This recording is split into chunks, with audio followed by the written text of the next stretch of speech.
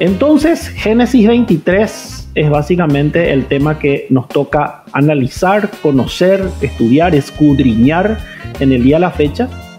Y el título que creo más se le adecua a este capítulo 23 es el cementerio familiar.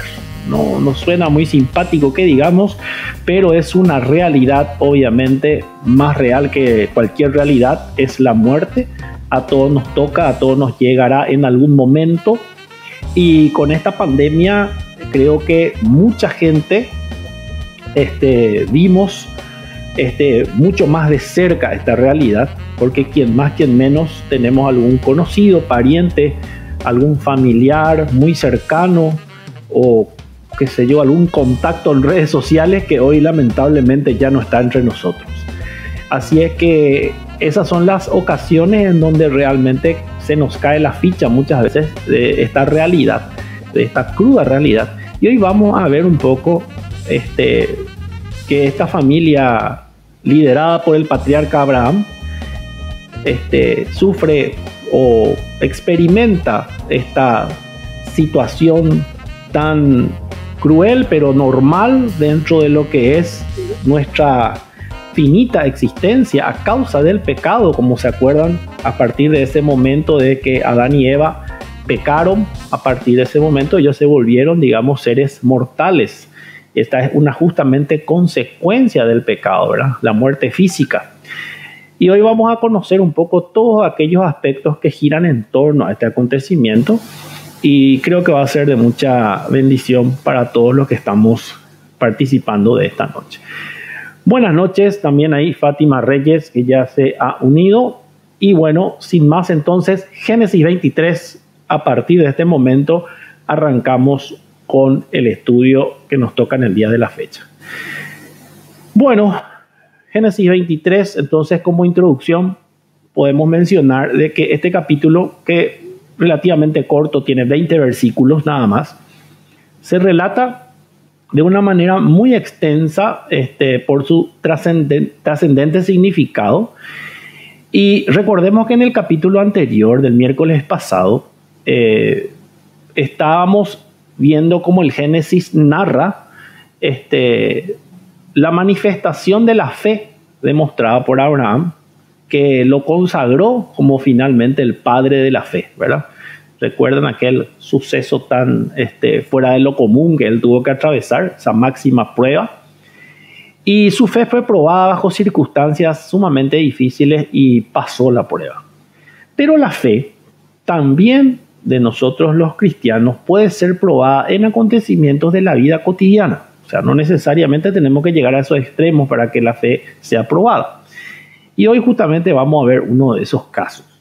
Y en este pasaje vamos a analizar, por llamarle de una manera analizar, vamos a chequear, a conocer, digamos, las acciones de Abraham como una suerte de ejemplo de esos valores fundamentales que él demostró y que deberíamos de imitar aquellos que hemos nacido de nuevo, por lo menos, que son básicamente la integridad, la transparencia y, muy importante, la agudeza que muchas veces debemos de tener en los negocios. Imagínense todo lo que contienen estos 20 versículos, desde la muerte hasta la agudeza en los negocios. Y así es la Biblia. Tiene de todo un poco para todos los públicos a vivir por haber. Así es que hoy entonces nos vamos a introducir en este capítulo 23, que empezamos obviamente con los versículos 1 y 2, que ya le pido acá a mi... ¿Cómo no? Muerte y sepultura de Sara. Fue la vida de Sara 127 años. Tantos fueron los años de la vida de Sara. Y murió Sara en Kiriat Arba, que es Hebrón, en la tierra de Canaán. Y vino Abraham a hacer duelo por Sara y a llorarla. Sara es la única mujer, en la Biblia por lo menos, ¿verdad?, a quien la edad se especifica, la edad de su muerte se especifica en la Biblia, ¿verdad? Sabemos que las mujeres no son de contar mucho su edad y menos en esa instancia, ¿verdad? Pero Dios se encargó de que figure la edad de Sara con un propósito, obviamente, y uno de ellos es de que podamos nosotros los lectores los que vinimos ya con el periódico del lunes, de que podamos conocer realmente la fidelidad de Dios, de que Dios le dio un hijo biológico a los 90 años de edad, contra todos los pronósticos, contra natura, ¿verdad? Porque se acuerdan, ella era estéril, aparte a los 90 años, ni en esa época ni en esta no era estándar tener un hijo, y ella sin embargo lo tuvo y lo disfrutó 37 años, que fue lo que pudimos la vez pasada conocer a través de la simple matemática, ¿verdad? Restando la edad en que falleció desde la edad que dio a luz. Y si Abraham fue el padre de los creyentes, porque así también es una manera que se lo conoce, porque es el padre de la fe, digamos el campeón de la fe, entonces Sara vendría a ser como una especie de la madre de todos los creyentes, pero madre en el sentido obviamente figurado, honorífico, simplemente por su fe, no pasa por el hecho de nombrarla así como un ser especial. No, ella es una mujer obediente a Dios, pero tan pecadora como vos y como yo, que necesitó un Redentor, Jesucristo. Bueno, Sara respondió al llamado de Dios, es muy importante destacar esto, y ella sale de esa vida cómoda que tenía ya en su natal Ur de los Caldeos, y se fue acompañando a su esposo en un viaje, realmente en una aventura, ¿verdad? A recorrer y a vivir, a llevar una vida de nómada, viviendo en tiendas, de aquí para allá, en inhóspitas tierras al sur de Canaán. No era muy alentador que digamos, pero sin embargo ella estuvo ahí al lado de su esposo. Su matrimonio, que pudo haber durado un siglo aproximadamente, estuvo marcado siempre por una especial bendición de Dios en muchas ocasiones, como ya pudimos analizar en todos los capítulos anteriores. Y ella permaneció fiel al lado de su esposo a medida que Dios les llevaba a esta familia, a esta pareja, como una suerte de entrenamiento, de capacitación dentro de ese programa divino que Dios tenía para ellos, ¿verdad? Y a través de ellos también a todos nosotros, porque ya dijimos en varias oportunidades que el plan era que a través de ellos, digamos, venga la simiente de Jesucristo. Sara fallece aproximadamente, según los registros, en el año 2028 antes de Cristo. O sea que estamos hablando aproximadamente a 4028 años de ese suceso estaríamos en este momento. El lugar patriarcal de residencia en ese entonces era Hebrón, así como acabamos de leer. Es un lugar muy bien conocido que ya había sido habitado por Abraham anteriormente, y Sara fallece habiendo vivido una vida plena, habiendo disfrutado de 37 años de su hijo Isaac. Y Sara, la mujer libre, que es el retrato, básicamente una analogía, una comparación que se le hace con la iglesia del Nuevo Testamento, ¿verdad? Que sería también como la mujer libre, la que ya está libre del pecado, digamos, ¿verdad? Cuyos hijos son hijos de la promesa, porque somos renacidos del poder del Espíritu Santo. Vamos a leer esos dos pasajes del Nuevo Testamento que hacen un paralelo con este suceso de Sara. Está en Gálatas 4, del 24 al 31, para los que toman nota, y también Romanos capítulo 9, verso 7. Gálatas 4, versículos 24 al 31, lo cual es una alegoría, pues estas mujeres son los dos pactos. El uno proviene del monte Sinaí, el cual da hijos para esclavitud. Este es Agar, porque Agar es el monte Sinaí en Arabia, y corresponde a la Jerusalén actual, pues ésta, junto con sus hijos, está en esclavitud. Mas la Jerusalén de arriba, la cual es madre de todos nosotros, es libre, porque está escrito: regocíjate, oh estéril, tú que no das a luz, prorrumpe en júbilo y clama, tú que no tienes dolores de parto, porque más son los hijos de la desolada que de la que tiene marido. Así que, hermanos, nosotros como Isaac somos hijos de la promesa, pero como entonces el que había nacido según la carne perseguía al que había nacido según el Espíritu, así también ahora. Mas, ¿qué dice la Escritura? Echa fuera a la esclava y a su hijo, porque no heredará el hijo de la esclava con el hijo de la libre. De manera, hermanos, que no somos hijos de la esclava, sino de la libre. Versículos 9, en Romanos 9, versículo 7. Ni por ser descendientes de Abraham son todos hijos, sino en Isaac te será llamada descendencia. Demasiado claro. En Isaac te se llama. Ahí está la aclaración, ¿verdad? Que de Isaac es la promesa, ¿verdad? Sabemos que tuvo otro hijo, Ismael, pero no, este fue, digamos, el plan B, el plan humano. Entonces no calificó, digamos, para semejante plan, ¿verdad? Que era nada más y nada menos que venga el Redentor del mundo, ¿verdad? Entonces, ya está el micrófono solucionado, tengo entendido, ¿verdad? Acá me preguntaban otra vez tu micrófono, profe, me estaban diciendo. Algunos me dijeron que ya estaba el audio. Hay algún problema, parece, con el tema del audio que se va y viene. No sé si es el mío nomás o el de ambos. Me avisan nomás y corregimos.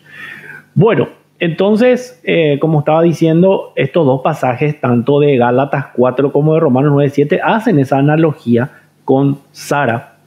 Y nosotros que venimos, obviamente, también como los hijos como Isaac, que viene de Sara, la iglesia sería el equivalente a Sara y nosotros seríamos tipo equivalente a Isaac, los hijos de la promesa. Entonces, la reacción primera que tuvo el patriarca Abraham, el esposo de Sara, al enterarse del fallecimiento, obviamente, por más padre de la fe que sea, tuvo un profundo pesar, ¿verdad? Y es más, abiertamente lo expresó. Esta es la mujer que le acompañó en todo su peregrinaje, en cuántas locuras y aventuras que le planteó este señor, esta mujer le acompañó. O sea, no es estándar todo lo que ellos hicieron, ¿verdad? Y esta mujer, inclusive, recuerden, se puso en peligro su vida, su integridad física, moral, en muchas ocasiones, ¿verdad? Para salvaguardar a su esposo, que tuvo esa mala praxis de tener que mentir, de negarla como esposa, y apeló a que era su media hermana, recuerdan, en dos oportunidades. Y esta es la mujer también que terminó dejando a todos sus parientes, abandonó, dejó su comodidad, su tierra, y todo esto lo hizo porque ella realmente comprendió y aceptó el llamado de Dios, así como también lo hizo su esposo Abraham.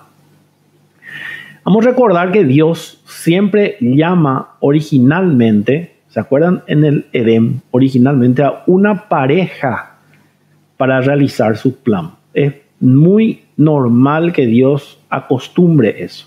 Vamos a ver en varias ocasiones. ¿Por qué? Porque el eje central de ese plan era tener descendencia, ¿verdad? Entonces, no había acá cuestiones de hijo probeta, ni in vitro, ni mucho menos adoptivo, ¿verdad? O sea, acá tenía que ser hijos naturales, biológicos, de una pareja normalmente y bien constituida, ¿verdad? Entonces, de ahí quitamos todos esos principios que hoy tanto hay muchos que intentan desacreditar, destruir y hasta confundir un poco, ¿verdad? En fin, entonces, a pesar de su complicidad con Abraham, de Sara, en engañar al faraón y a Abimelech, ¿se acuerdan? Ya le siguió la corriente, le siguió el juego. A pesar de su apresuramiento también en precipitar la promesa de Dios con Agar, ¿se acuerdan que ella fue la de la idea? A pesar de su duda y de que se ríe, su risa ante la posibilidad de ser madre, también, ¿se acuerdan? Sara, sin embargo, por su fidelidad y fortaleza espiritual, figura en la lista de los grandes de la fe. Vamos a leer Hebreos 11:11, que es justamente ese lugar donde está la galería de los héroes de la fe. Y ahí se resalta esa fe y su esfuerzo extremo al ser la madre de Isaac. Muy bien. Hebreos 11, versículo 11. Por la fe también la misma Sara, siendo estéril, recibió fuerza para concebir y dio a luz aún fuera del tiempo de la edad, porque creyó que era fiel quien lo había prometido. Muy bien, Ayrton. Creyó que era fiel ¿Quién prometió? O sea, creyó en Dios. Entonces, en Primera de Pedro, capítulo 3, de versos del 2 al 6, también se la pone a Sara como un modelo de obediencia a su marido. Atiendan acá las esposas o las que están en proceso o programación de casarse, ¿eh? Ella fue ejemplo de esposa, es modelo de obediencia a su esposo y también de una conducta doméstica, casta, modesta, respetuosa, que debe ser imitada por las esposas creyentes. Y esto no lo estoy diciendo yo, ¿eh? Esto lo dice Dios mismo a través de la inspiración de su Espíritu Santo que le reveló al apóstol Pedro, nada más, en su primera carta, capítulo 3, del verso 2 al 6, como vamos a oír. Primera de Pedro, capítulo 3, versículos 2 al 6. Considerando vuestra conducta casta y respetuosa, vuestro atavío no sea el externo de peinados ostentosos, de adornos de oro o de vestidos lujosos, sino el interno, el del corazón, en el incorruptible ornato de un espíritu afable y apacible, que es de grande estima delante de Dios, porque así también se ataviaban en otro tiempo aquellas santas mujeres que esperaban en Dios, estando sujetas a sus maridos, como Sara obedecía a Abraham, llamándole Señor, de la cual vosotras habéis venido a ser hijas, si hacéis el bien sin temer ninguna amenaza. ¿Qué tal? ¿Cómo le decía Sara a su marido? Señor le aplicaba. No le decía, Gordi, no. Vení po fulano, mi amor, Abraham. No. Señor, mi señor la decía.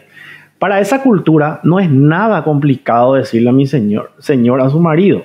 Por supuesto que plantear eso en Paraguay, y eso que acá supuestamente somos un pueblo machista, ¿verdad?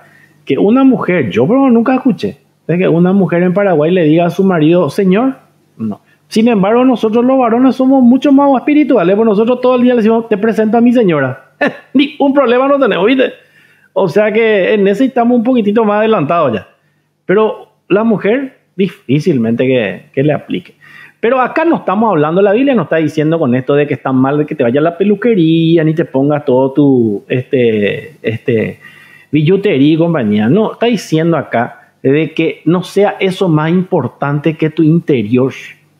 ¿Entendés? O sea, eso es lo que está hablando acá. Está muy bien, la mujer tiene que ser coqueta. Está perfecto. Pero lo más importante es cómo está tu corazón delante de Dios. Tu obediencia a Dios y a su palabra. Eso ya brilla por sí solo. Y todos los otros demás ya son, como dice luego su nombre, accesorios. ¿Me explico? Pero que los accesorios no sean más importantes que lo primordial. Eso nomás es lo que está queriendo decir Dios a través de la primera de Pedro 3, versículo 2 al 6. Muy bien. Ahí también un mensaje entonces para las chicas.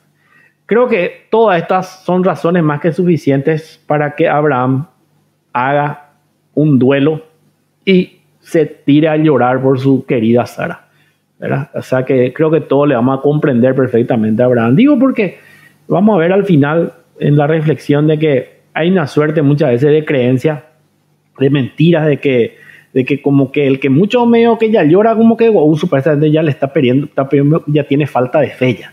Y no es así absolutamente. El cristiano también puede y debe luego llorar. Jesús lloró, o sea que cuánto más nosotros, ¿verdad? Bueno, vamos a leer ahora los versículos 3 y 4 de este pasaje del capítulo 23. Bueno, Génesis 23, versículo 3. Y se levantó Abraham de delante de su muerta y habló a los hijos de Het, diciendo, extranjero y forastero soy entre vosotros, dadme propiedad para sepultura entre vosotros, y sepultaré mi muerta de delante de mí. Muy bien. Entonces, acá lo que está como frase clave, por llamarlo de una manera que suelo sacar, esto que dicen los hijos de Het y dadme propiedad. Bueno, los hijos de Het, ¿qué es este tema? Bueno, un establecimiento de los eteos. Eteos era básicamente un pueblo cuya patria original estaba en una ciudad que se llamaba Anatolia, que viene a ser la actual Turquía. De ahí donde viene toda tu novela, de Anatolia. Bueno, y que ya se habían establecido en Canaán, lejos de su patria. De Canaán es Israel, de ahí hasta Turquía hay una distancia considerable. Bueno, ellos ya estaban establecidos ahí, antes de que llegue Abraham, ¿verdad? Y viene obviamente Abraham y le dice, dadme propiedad. Las negociaciones para la compra se pueden ver en ese datme, que acá concretamente vendría a ser vendedme, en otras palabras, ¿verdad? No es que alguien le va a quitar nomás algo así, ¿verdad? Sino que esta era una propiedad etea que obviamente se llevaron a cabo de forma apropiada en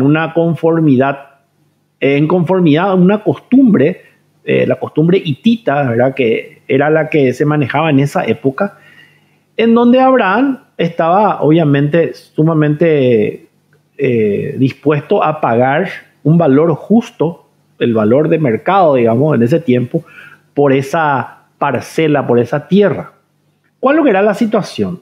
Fallece su esposa, él es forastero, y vos necesitabas un lugar donde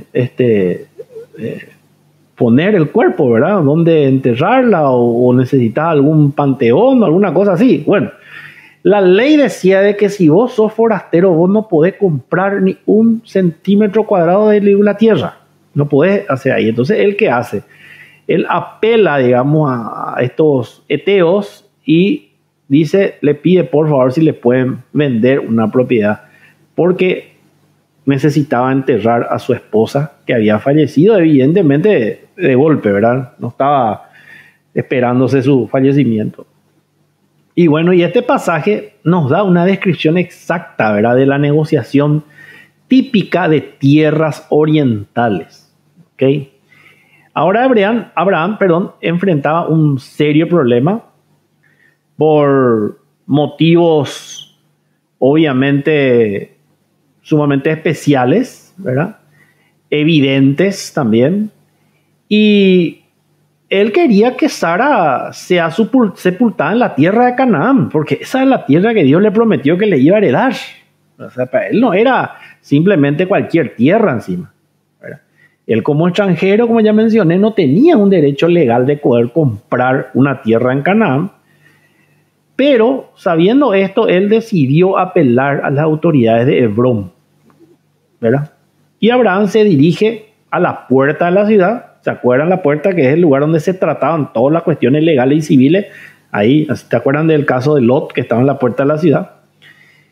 De todos los temas de la comunidad, ahí se trata, se soluciona. Y se presenta su caso, ¿verdad? Y él apeló ahí. Y ahí empieza una suerte de negociación muy interesante que por algo Dios nos reveló y nos estableció acá en su palabra para que nosotros podamos conocer. Vamos a seguir avanzando y vamos a leer ahora los versículos 5 y 6. Bueno, versículo 5. Y respondieron los hijos de Het a Abraham y le dijeron, óyenos, Señor nuestro, eres un príncipe de Dios entre nosotros. En lo mejor de nuestros sepulcros sepulta a tu muerta. Ninguno de nosotros te negará su sepulcro, ni te impedirá que entierres tu muerta. ¿Qué nivel, eh? Mira cómo contra todos los pronósticos reaccionó esta gente. Entonces, pasada la expresión del duelo, viene la necesidad de sepultar a la fallecida. Y en esta sociedad, en aquella sociedad, mejor dicho, como en la nuestra también, esta es la parte más desagradable y pesada, dada la comercialización excesiva que busca obtener ganancias ventajosas a costa de la desgracia ajena. Y también de la sensibilidad humana, porque uno cuando está emocionalmente sensible ya no mira los ceros, ya no mira la tarjeta, ya estamos en el baile, ¿verdad? El clásico. Y esa es una realidad que siempre fue así porque el hombre siempre fue así, el ser humano, el pecado. Y Abraham se reconoce como forastero, como extranjero, sin tierra, y por ello pide a los pobladores locales una parcela de tierra. O sea, le pidió un poquitito nomás para enterrar, para lo suficiente como para poder tener ahí. Ya él quería comprar ya, así como cuando se compra acá en estas empresas que te venden parcelas bajo tierra, él ya quería comprar para él, para su esposa, para sus hijos, era para la familia, ya no es que solamente para la esposa. Y entonces él quería eso, ¿verdad? Eso es lo que él pretendía. Pero los pobladores locales, los hititas, que eran los hijos de Et, que están en el versículo 3, como recién vimos, que habitaban en este lugar y eran propietarios de la tierra, ellos reaccionan de una manera inesperada, ¿verdad? Este pueblo era originario de Asia Menor, como ya dije, en la actual Turquía. Se expandieron a Canaán y se establecieron ahí por mucho tiempo. Después de mucho diálogo y actos de negociación, Abraham solicita y compra el campo de Efrón. ¿Quién era Efrón? Era un personaje que estaba ahí de la zona, y el terreno de este Efrón tenía también una cueva, y la cueva un lugar ideal para poner poner cuerpos, ponerle a los fallecidos, ¿verdad? Era una especie de panteón natural, por llamarlo de una manera. Y esta es la conocida cueva de Macpela. Así se lo conoce porque así está en la Biblia. Y era el ideal, imagínate, tenía el terreno y tenía cueva incluido. O sea, era como decir, especial para quincho y pileta, más o menos. Bueno. ¿Y cómo le saluda a esta gente? Le dice, príncipe de Dios entre nosotros, dice la Biblia. O sea que esta gente evidentemente reconoce rápidamente en Abraham el rango y la reputación que tenía este señor, que le proporcionaba una posición de liderazgo que era muy respetada evidentemente por todos los vecinos, inclusive los heteos.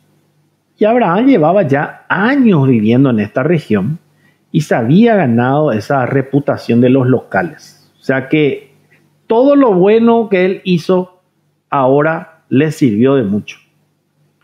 Por eso respondieron positivamente a ofrecerle gratis sus mejores sepulcros, ¿ok?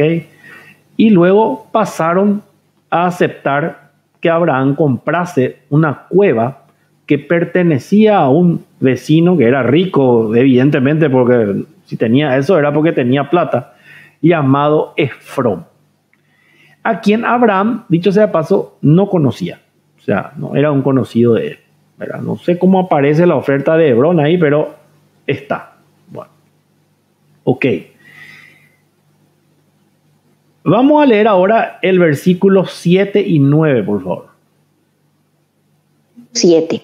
Y Abraham se levantó y se inclinó al pueblo de aquella tierra, a los hijos de Het, y habló con ellos, diciendo, si tenéis voluntad de que yo sepulte mi muerta de delante de mí, oídme, e interceded por mí con Efrón, hijo de Zoar, para que me dé la cueva de Macpela, que tiene al extremo de su heredad, que por su justo precio me la dé, para posesión de sepultura en medio de vosotros.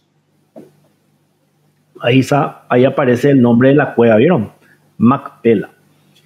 Bueno, entonces la súplica de Abraham muestra que él estaba consciente de que estaba pidiendo un favor. Vamos a empezar por ahí. El derecho de comprar una porción de tierra en un país donde uno es extranjero, en ese tiempo, obviamente, como ya mencioné, era literalmente muy difícil. No era imposible por lo que se ve. Los funcionarios de Hebrón respondieron al pedido de Abraham mucho mejor de lo que él hubiese esperado.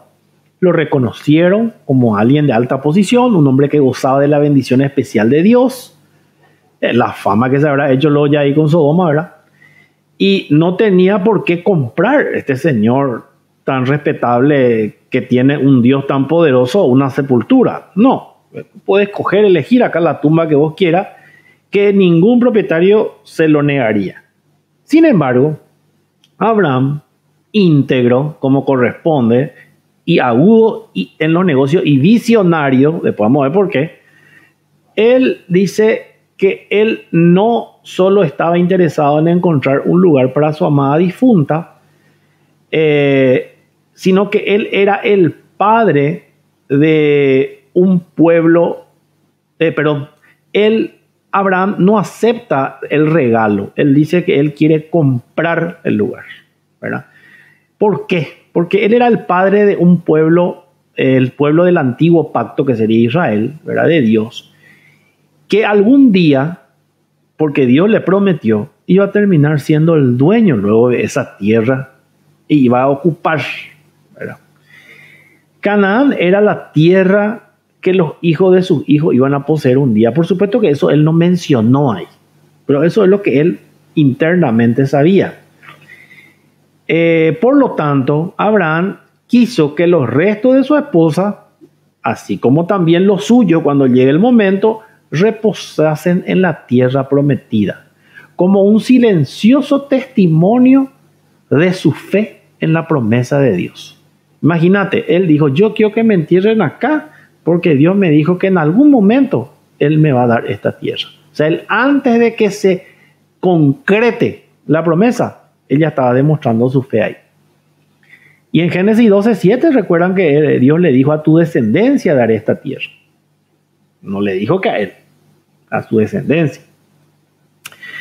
Aún antes de que sus descendientes entraran en Canaán, durante los 4 siglos en que iban a vivir como extranjeros en Egipto, la insistencia calmada de su antepasado de que lo sepultaran en la tierra prometida le aseguraría que Canaán iba a ser su futuro hogar.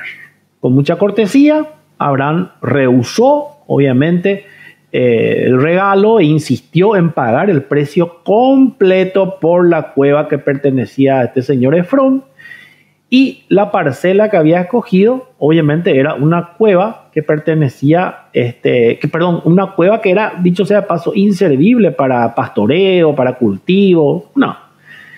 Y dijo claramente que él no estaba pidiendo ningún regalo y que la oferta que le hagan le iba a parecer muy generosa. Pero Abraham no quería dejar a Sara en la tumba de alguien más. Él quería una propia y que pertenezca a su familia. O sea, ese era su objetivo y así lo hizo. Vamos a leer ahora del versículo 10 al 15, por favor. ¿Cómo no? Versículo 10. Este Efrón estaba entre los hijos de Het, y respondió Efrón Eteo a Abraham en presencia de los hijos de Het, de todos los que entraban por la puerta de su ciudad, diciendo: no, Señor mío, óyeme, te doy la heredad, y te doy también la cueva que está en ella, en presencia de los hijos de mi pueblo te la doy, sepulta tu muerta. Entonces Abraham se inclinó delante del pueblo de la tierra y respondió a Efrón en presencia del pueblo de la tierra, diciendo: antes, si te place, te ruego que me oigas, yo daré el precio de la heredad, tómalo de mí, y sepultaré en ella mi muerta. Respondió Efrón a Abraham diciéndole: Señor mío, escúchame, la tierra vale 400 siclos de plata. ¿Qué es esto para tú y yo? Entierra pues tu muerta. Bueno, acá, como ya les dije, empezó ya la negociación a full ya. Pero acá aparecen unos cuantos detalles sumamente interesantes. Al principio, Efrón ofreció no solamente la cueva, le dijo, no, la cueva y el terreno, ese heredad quiere decir la tierra, ¿ok? Le ofreció ya el paquete completo ya. Y Abraham entendió que esto solo era una cortesía, ¿verdad? O sea que no es que le creyó mucho en cuanto a su oferta, ¿verdad? Porque evidentemente el dueño no tenía ninguna intención de regalar nada, ¿verdad? El Efrón ¿verdad? Abraham era un hombre visionario, como ya dije. Él no solo estaba pensando ya en un lugar para enterrar a su esposa, ni para cubrir una necesidad inmediata, sino también estaba pensando ya en él, en sus hijos, etc. Además, Abraham no estaba pidiendo nada regalado, ¿verdad? Él estaba dispuesto a pagar el precio justo por este terreno. Él estaba haciendo lo posible por comprar un terreno que se convirtiera en su primera propiedad en la tierra prometida. Efrón, el dueño de la tierra, estaba ahí, evidentemente presente en esa reunión ahí en la puerta de la ciudad, y le respondió a Abraham. Y sus palabras evidentemente dan una clara impresión de que no estaba muy interesado, digamos, particularmente en en regalar nomás su propiedad, sin que le dieran una compensación por ella, obviamente, ¿verdad? Aunque repitió el ofrecimiento, ¿verdad? Por protocolo, por cortesía, nada más, ¿verdad? De que Abraham simplemente podía enterrar ahí a Sara en su propiedad. No, él se dio cuenta rápidamente de que no era lo que Abraham quería y su ofrecimiento solo parecía ser, como dije, una formalidad. Tal vez solo indicaba que estaba listo para empezar a negociar la venta con Abraham. Hay algo que nos llama la atención, que es obviamente la respuesta de Efrón. Abraham le había pedido permiso para comprar solamente la cueva a la orilla de la propiedad, pero Efrón le responde con una oferta que abarcaba todo el campo junto con la cueva. Algo que Abraham no había, dicho sea de paso, pretendido, ¿verdad? Vamos a leer ahora los versículos 16 al 18 para ir avanzando. Versículo 16. Entonces Abraham se convino con Efrón y pesó Abraham a Efrón el dinero que dijo, en presencia de los hijos de Ed, 400 siclos de plata, de buena ley entre mercaderes.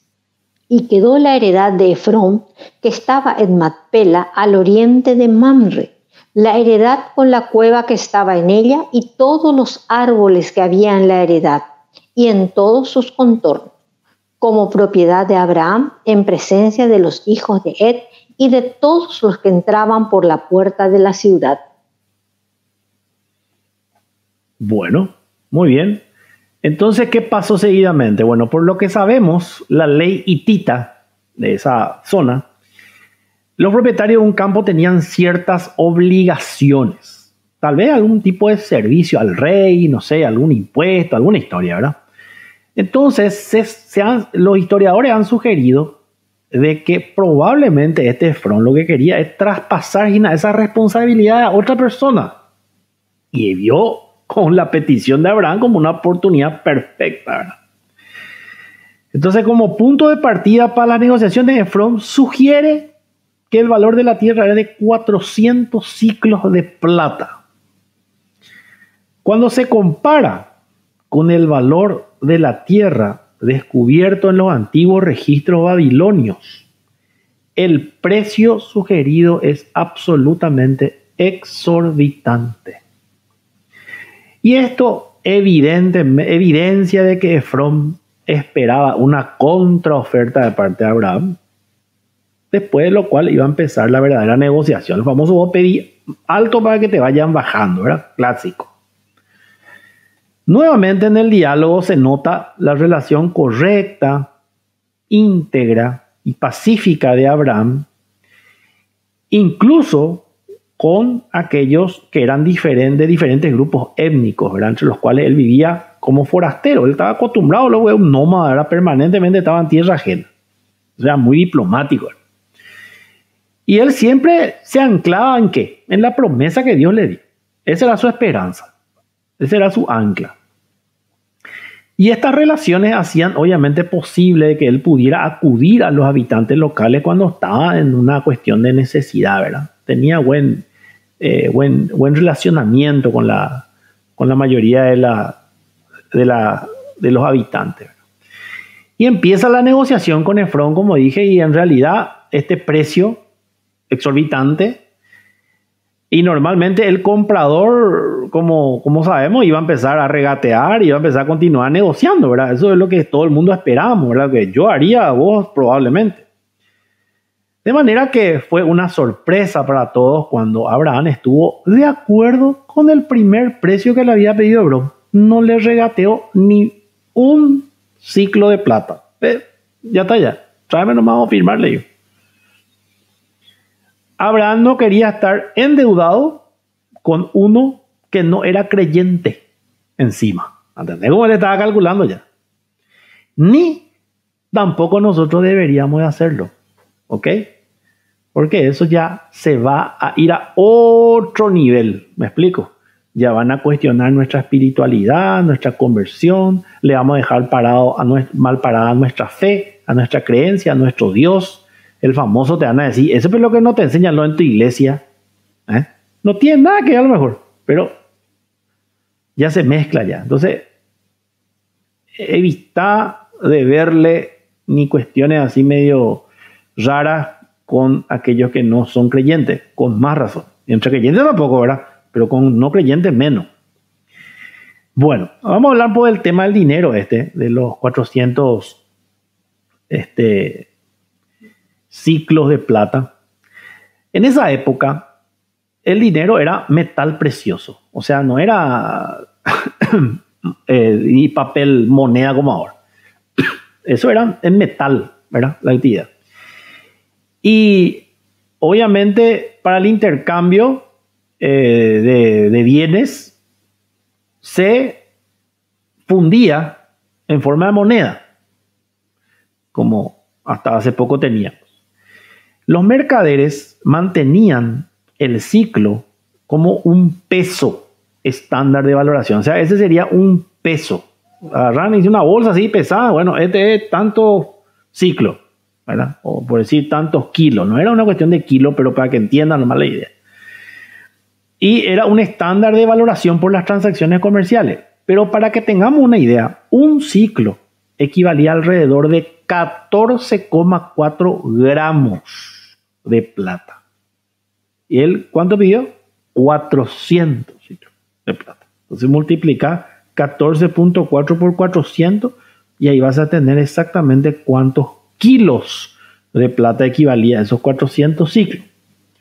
Ahora, ¿por qué razón no aceptó Abraham el terreno como regalo? Bueno, porque él sabía que si no pagaba, él no iba a tener el derecho legal sobre esa tierra y le podía ser quitado fácilmente, así como se le fue dado. Lo que fácil viene, fácil se va. Entonces, Abraham hubiera quedado comprometido con Efrón, ¿verdad? Y con toda su familia por tan considerable regalo. Viste que de toda la vida le va a tener que deber fineza, ¿verdad? Porque te hizo un favor. Y él pudiendo pagar, ¿verdad? Porque está bien si es que él no podía más, ¿verdad? Pero acá él podía perfectamente, evidentemente, ¿verdad? Abraham fue muy sabio y no aceptó un regalo comprometedor, porque él estaba dispuesto a pagar el precio. Pero un precio justo, evidentemente, él sabía que esto estaba sobrevaluado. Pero de todas maneras, Abraham le acepta la oferta. Paga los 400 ciclos de plata por el terreno, lo cual, como ya dije, era una suma altísima. Para que tengan una idea, en esos tiempos, el sueldo de un labrador, o sea, el jornal de un labrador al año, o sea, ¿cuánto ganaba un labrador en el año? Era aproximadamente 8 a 10 ciclos. Imagínate, y este le pidió 400. Entonces, Abraham pagó aproximadamente el equivalente a 40 años de trabajo de un ser humano, de un labrador, por esa tierra. Efrón debió haberse llevado una sorpresa maravillosa cuando Abraham le dijo sí. Encima, Abraham era considerado un experimentado hombre de negocios. Él era muy acaudalado. Pero él, sin chistar, le acepta su oferta inicial y liquidamos el expediente. Estrechamos la mano, traiga, tú vamos a firmar acá tener los 400, chao. Muy bien. Con los representantes ahí de la ciudad como testigos, estaba todo ya, toda la parte legal hecha. Le pagó a Efrón el precio que le había sugerido. Y como la acuñación de monedas no se apareció, sino 10 o 12 siglos más tarde, es claro que Abraham pesó el recio de la compra, tal vez en barras de plata, y la transacción fue debidamente registrada, por eso dice 400 ciclos, ¿verdad? Y el campo de Macpela, de la cueva, incluyendo la cueva y todos los árboles que habían en él, fue transferido a Abraham. O sea que era el dueño legítimo, pero recontra legítimo. A partir de ese momento, él tenía su primer terreno. ¿En dónde? En la tierra prometida. Para los otros era un terreno humano. Encima no servía ni para cultivo, ni para nada. Digo, qué güiro, este lo que compró. Después van a ver en qué se convirtió ese terreno. Como cuando uno es fiel y obediente, como Dios después te recompensa. Y mucho más de lo que vos esperás. Vamos a leer ahora los últimos 2 versículos para dar buen entendimiento a esta historia. Vámonos. Versículo 19. Después de esto sepultó Abraham a Sara, su mujer, en la cueva de la heredad de Macpela, al oriente de Manre, que es Hebrón, en la tierra de Canaán. Y quedó la heredad y la cueva que en ella había de Abraham, como una posesión para sepultura, recibida de los hijos de Het. Ok. Ahí termina el capítulo 23, diciendo entonces las palabras de la transacción, la descripción cuidadosa de la propiedad y el pago del precio citado, todo ello llevado a cabo ante testigos y en el lugar propio debido para las transacciones, donde en la puerta de la ciudad, sería como la escribanía, más o menos, ¿eh? Ahí en el lugar adecuado. Entonces la propiedad de la tierra pasa oficialmente a ser transferida a Abraham. Esto seguía estando en pie años después, ya en tiempo de su descendiente Jacob, que era su nieto ya. Vamos a leer Génesis 49, 29 al 32. Vamos a adelantarnos un poco ya al Génesis. Y Génesis 50, del 12 al 13, por favor. Génesis 49, versículos 29 al 32. Les mandó luego y les dijo: yo voy a ser reunido con mi pueblo. Sepultadme con mis padres en la cueva que está en el campo de Efrón el Eteo, en la cueva que está en el campo de Macpela, al oriente de Manre, en la tierra de Canaán, la cual compró Abraham con el mismo campo de Efrón el Eteo para heredad de sepultura. Allí sepultaron a Abraham y a Sara su mujer. Allí sepultaron a Isaac y a Rebeca su mujer. Allí también sepulté yo a Lea. La compra del campo y de la cueva que está en él fue de los hijos de Het. Génesis 50, versículos 12 y 13. Hicieron pues sus hijos con él según les había mandado, pues lo llevaron sus hijos a la tierra de Canaán y lo sepultaron en la cueva del campo de Macpela, la que había comprado Abraham con el mismo campo, para heredad de sepultura, de Efrón el Eteo, al oriente de Manre. Bueno, ahí está entonces la prueba de lo que estaba mencionando. Entonces quedó la heredad y la cueva recibida, decía ahí en el pasaje, y este es un resumen rápidamente importante, porque finalmente tras años de peregrinación nómada, Abraham por fin poseía una pequeña propiedad en medio, pero estratégico lugar en la tierra que Dios le había prometido que le iba a dar. No era cualquier lugar. Y también le sirvió ¿para quién? Para su descendencia. Entonces, la cueva de Macpela más tarde fue el lugar de sepultura, como ya leímos, de Abraham, de su hijo Isaac, de Rebeca su nuera, Jacob su nieto, Lea una de las esposas de su nieto, pero Raquel fue la excepción, que fue la esposa también de su nieto, porque ella falleció en una situación diferente.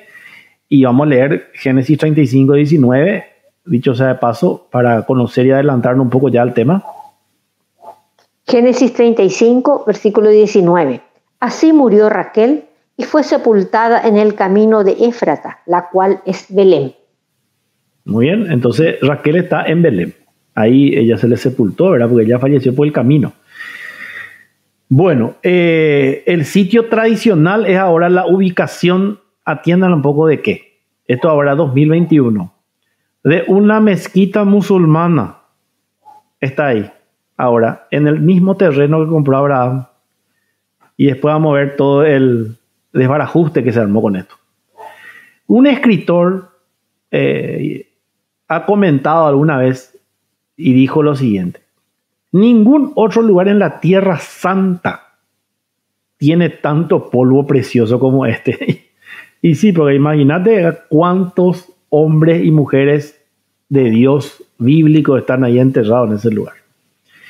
Debemos notar la trascendencia de la adquisición de esta propiedad. En primer lugar, debemos reconocer que los sepulcros y las fuentes de agua son las únicas propiedades privadas reconocidas en una economía política nómada y de población transeúnte. O sea, lo único que un nómada podía comprar era un sepulcro o una fuente de agua, o el famoso pozo de agua, ¿se acuerdan? Hasta ahí. Uno para subsistir y otro para reposar eternamente de su cuerpo. Chao. Otra cosa no iba a poder.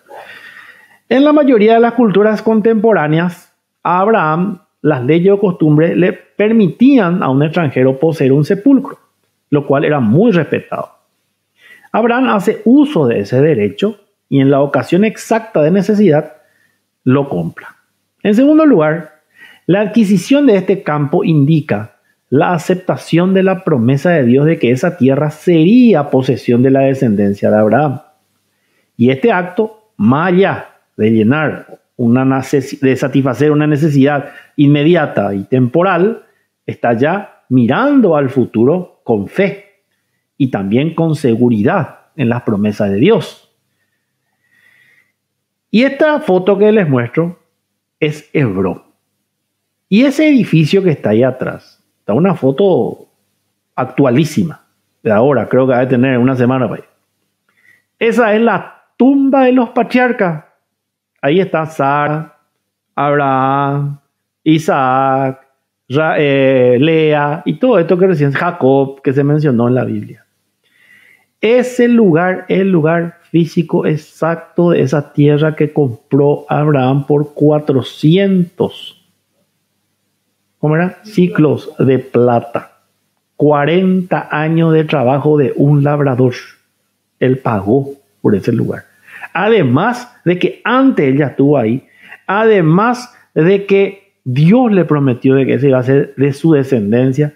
Bueno, ahora vamos a ver cómo está hoy la situación de este lugar.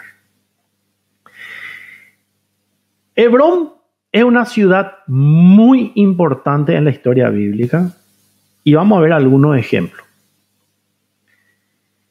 En Génesis 13:18, que ahora nos va a leer, luego que Abraham regresó de Egipto, ¿se acuerdan cuando tuvo ese encuentro con el faraón, ¿verdad? Y tiró su primera mentira de su esposa. Ahí él ya vino a Hebrón por primera vez y fue el primer lugar donde él se estableció en sí. Vamos a leer por Génesis 13:18. Génesis 13, versículo 18. Abraham, pues, removiendo su tienda, vino y moró en el encinar de Mamre, que está en Hebrón, y edificó allí altar a Jehová.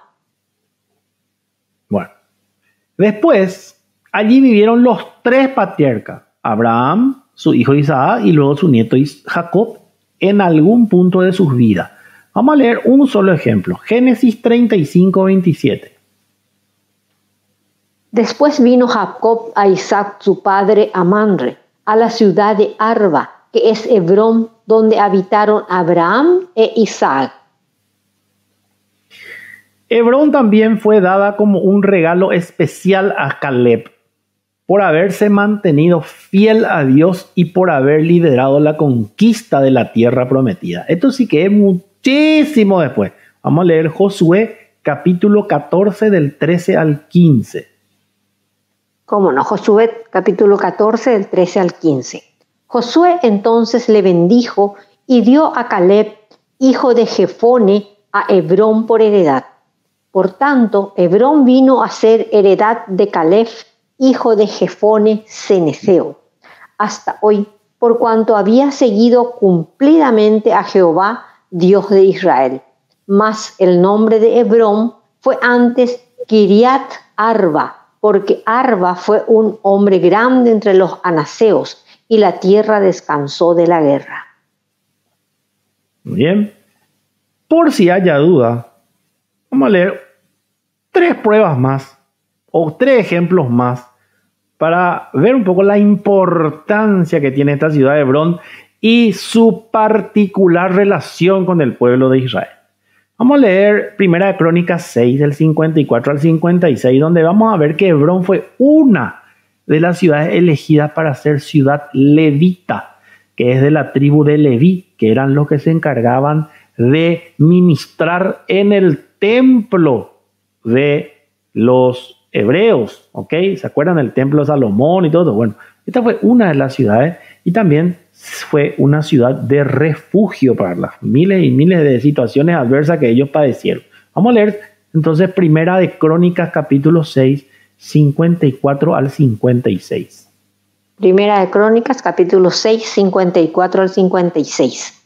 Estas son sus habitaciones, conforme a sus domicilios y sus términos, las de los hijos de Aarón por las familias de los coatitas, porque a ellos les tocó en suerte. Les dieron, pues, Hebrón en tierra de Judá y sus ejidos alrededor de ella, pero el territorio de la ciudad y sus aldeas se dieron a Caleb, hijo de Jefone. Ahí está.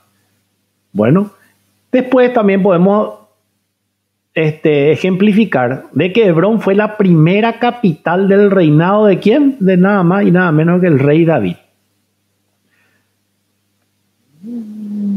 Segunda de Samuel 2:11. Segunda de Samuel 2:11. Y fue el número de los días que David reinó en Hebrón sobre la casa de Judá, 7 años y 6 meses. Y para completar esta serie de ejemplos, vamos a leer Segunda de Samuel capítulo 5 del 4 al 5, donde luego de 7 años de reinar desde Hebrón, David traslada la capital del reino ¿a dónde? A Jerusalén. Segunda de Samuel 5, del 4 al 5. Era David de 30 años cuando comenzó a reinar y reinó 40 años. En Hebrón reinó sobre Judá 7 años y 6 meses y en Jerusalén reinó 33 años sobre todo Israel y Judá. Bueno, yo creo que acá tenemos, basta ya unos cuantos ejemplos en varias partes del Antiguo Testamento, en donde demasiado dos dedos de frente tenés que tener para darte cuenta que Hebrón no es una ciudad cualquiera. Punto 1. Punto 2, Hebrón geográficamente hasta hoy es el lugar más central, neurálgico, importante de toda la tierra de Israel. Imagínate dónde Dios le llevó a Abraham, fallece su esposa ahí, justito, coincidencia, ¿no? No. Alguien le quiere, no puede comprar, después alguien le quiere vender, le vende muchísimo, él menos mal que no aceptó como regalo, compra, paga, no importa el precio, cuánto es lo que vale, pone ahí y él ya piensa en que ese lugar en algún momento va a ser de su descendencia. ¿Por qué? Porque Dios le prometió. Y él estaba seguro de eso y así se cumplió. Pero yo creo que acá, todos los que están acá, creo que nadie duda, porque tenemos más que evidencia de que Hebrón es una ciudad, es una tierra que Dios le dio a Israel, ¿verdad? A los hebreos. No obstante, en la guerra de los 6 días, acá ya vinimos un montón, que fue entre el 5 y 10, pues 6 días, bueno, más duro, del 5 al 10 de junio de 1967, o sea que hace 54 años atrás.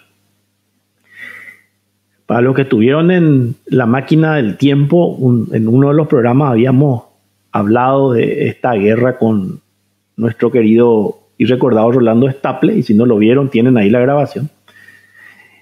En la guerra de los 6 días, Israel tomó control de Hebrón, pero luego los acuerdos de paz, entre comillas, de Oslo, que se hizo esto en otro país, el gobierno de Israel transfirió el control de la ciudad a la autoridad palestina. ¿Por qué hizo esto? Y porque vino una orden de arriba. ¿Quién es arriba? UNESCO, la ONU y compañía. ¿A quién? A la autoridad palestina. ¿Quiénes son los palestinos? Los árabes, los ismaelitas. Exactamente lo contrario número 1, ¿verdad? Y las fuerzas de defensa de Israel se mantienen presentes ahí físicamente, permanentemente, con el objetivo de proteger el barrio judío que obviamente habita en esa parte de Hebrón. Estas son fotos reales de esa época de la guerra de los 6 días, que Israel en 6 días liquidó el expediente y ganaron de punta a punta, ¿verdad? O sea, una superguerra se iba a armar y 6 días nomás aguantaron los palestinos. Pero aún así, ellos tuvieron ya que ceder, ¿verdad? Y así lo hicieron. Y desde esa época, desde hace 54 años, ¿verdad?, que esto está bajo el control de los palestinos. ¿Por qué? Porque las Naciones Unidas, la UNESCO y todo lo demás, ¿verdad?, que son contrarios número 1 de la tierra de Israel, siempre están a favor de los árabes, y evidentemente hay cuestiones políticas, económicas por detrás, ¿verdad? Y a ellos ni le va ni le viene que esto sea bíblico, por supuesto, ¿verdad? Comprada con precio. Hay un texto hebreo del siglo III que dice lo siguiente: son 3 los lugares que los hebreos compraron con dinero, aunque formasen parte de la promesa divina de la tierra al pueblo judío. Aún así, pagaron. ¿Por qué? Porque un día las naciones van a acusar a los judíos de robar la tierra. Miren, pues esto se escribió en el siglo III. Y ahora, ¿y cuántos años hace estamos escuchando por las noticias de que todos estos conflictos bélicos, ellos, los palestinos, reclaman de que los judíos se fueron y entraron ahí y usurparon su tierra? Estos 3 sitios están predestinados a ser fuente de contención entre los judíos y las demás naciones. Acá no hablamos de árabes nomás. Los árabes son directamente los que están ahí poniendo el cuerpo a cuerpo, ¿verdad? Los que están muriendo, los que están siendo bombardeados. Pero detrás hay toda una mano negra, los famosos guantes blancos, ¿verdad?, los maletineros, que están en otros levels, ¿verdad?, y que realmente son los que dirigen todo el tema. Pero les podremos responder que nosotros compramos esta tierra con precio justo. Y estas 3 ciudades que se mencionan en este texto hebreo, Rabit Yudan Bereshit, Rabá 79 se llama, son Hebrón, Jerusalén y la tercera, la tumba de José en Siquem, que es actualmente la ciudad de Nablus. ¿Ok? Entonces, esto ya también desde el siglo III ya está sabido. Por eso lo dejaron impreso en un texto hebreo del siglo III. Enfrentando el final con dignidad, ya estamos entrando, digamos, la parte reflexiva de este estudio, de este programa. Podemos ver que la experiencia de Abraham en relación con la muerte, ¿verdad?, y la sepultura de su esposa nos provee varias enseñanzas que nos ayudan a pensar de antemano y estar listos para enfrentar nuestro final y el de nuestros seres queridos con dignidad, que es algo 100% asegurado que vamos a pasar todos. El primero es que expresemos nuestro duelo y nuestro sentimiento de tristeza sin ocultarlo ni negarlo, porque esto genera un daño físico y emocional. O sea, no está mal hacer duelo. Y digo esto porque hay mucha gente que pretende ocultar, ¿verdad?, y lo único que hace es alargar, digamos, esa agonía. Segundo, busquemos un lugar adecuado y digno que sirva de sepulcro.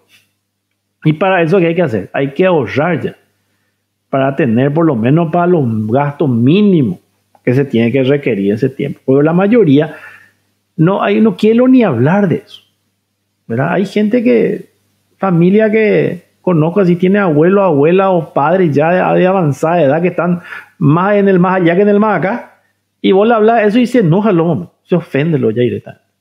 Y hay otra gente sabia que desde muy joven, ya de sus 40, 30, 40 años, ya está ahorrando, ya compró una parcela, ya está pagando en cuota, Y esa es la gente que realmente es precavida, sabia, y no está después ahora viéndose en figurilla. ¿Y quiénes son los que pagan generalmente el desastre? Los que se quedan, ¿verdad? La parentela, ¿verdad? Que se ve ahí con el tema porque no sabemos dónde le vamos a meter. Y hay gente que tiene que estar prestando panteón y pedirle por la llave, y después le tenemos que quitar porque justo murió otro y iba a meterle y no hay más lugar. Todo eso drama que todo por no ser precavido en algo que es 100% seguro. La gente se prepara más para su jubilación que para la muerte. ¿O no es así, vos? Muy poca gente realmente piensa en ese tipo de cosas. Y acá tenemos un ejemplo. Abraham tenía los 400 bien ahí al contado. Y lo tercero que podemos extraer de este tema, de este suceso que atravesó a Abraham, es que tenemos que procurar que la ceremonia y los actos en memoria de la persona fallecida sean también un testimonio de nuestra fe en el Señor. O sea, tiene que servir ese acto tan desagradable, no solamente para ir a chismosear, para tomar cafecito, ¿entendés? Porque hoy en día vos te vas a esos velorios que se hacen así en los locales, luego ahora parece shopping, luego ya directamente, ¿verdad? Antes en la casa eso nomás hacía, pero hoy en día ya no, ya la mayoría contrata esos servicios y está bien, si puedes pagar, fantástico, pero la mayoría de la gente que se va ahí, vos entras ahí, todo el mundo está hablando, algunos sí que están, no sé, contando chistes. No hay ninguna diferencia entre eso y un patio de comida de un shopping. No sé si a vos te llamó la atención, pero yo la vez que me fui, me resulta absolutamente desagradable. El famoso te va para cumplir nomás, ¿verdad? Y después pasaba ahí a la piecita, famoso donde está el féretro, y ahí solamente los más cercanos, de repente la hija o el hijo o el cónyuge está ahí. Y el resto allá, 500 personas afuera, hablando de estupideces, haciendo negocio, continuando su actividad de oficina. Cero respeto, nada. Antes por lo menos la gente estaba callada, lloraba, estaba un ratito, después se iba, respetaba. Qué sé yo. Así eran los velorios que yo acostumbraba a irme antes, ¿verdad? Pero de un tiempo a esta parte, ya es una joda total. Y aparte de eso, que hay como 4 o 5 boxes en donde hay varios finados, ¿verdad? Y ahí sí que ya se mezcla todo el mercado distante de eso. Pero bueno, tenemos que utilizar ese acto, esa despedida final, no para el finado, el cuñado Joma, ni se enteró ya de nada, para los parientes, para los amigos, para los que están ahí. Por algo vinieron. Bueno, algunos vienen también así, porque si es un famoso, si es una persona de influencia, seguro que viene por conveniencia, ¿no? Pero hay otros que se van sinceramente. Y a eso hay que dirigirse. Y ese es el mejor momento para predicar la palabra de Dios. Y es que por lo menos la familia es creyente, ¿verdad?